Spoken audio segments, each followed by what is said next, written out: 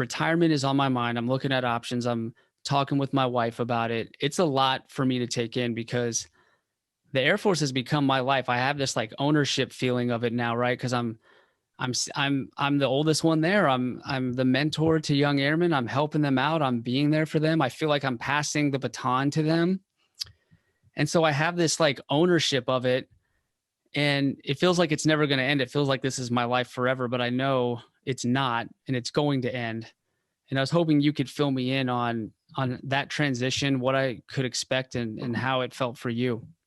Yeah, so one of the things I would tell people, so for example, so on recruiting duty, like I said, for 3 years, I told these kids about all these great benefits that we had, especially when it comes to education.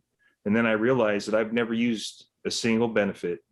So as soon as I got off recruiting duty, I got stationed back at Camp Pendleton, California, and I enrolled into Embry-Riddle Aeronautical University because they had a satellite campus there at Pendleton.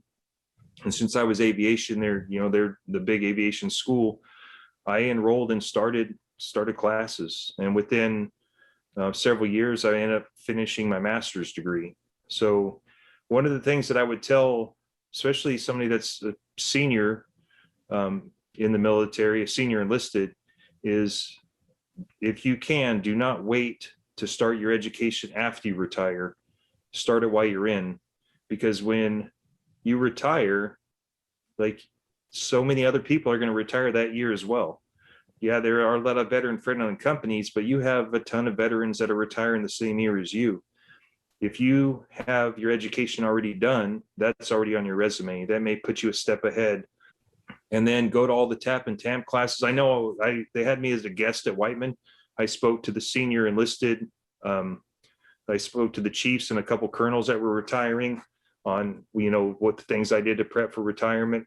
So go to those classes because they'll bring in guest speakers that'll talk to you about, for example, your benefits, to be able to come in and talk to you about, hey, these are the things that you're eligible for when you retire.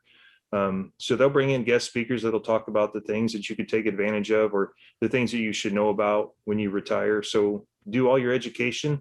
And then, go to the resume writing classes, talk to some other veterans who have recently retired and figure out what works for them and what didn't work for them, how to start networking, so all those guys that you've known this whole time in the Air Force that have already transitioned out, you might want to start calling them.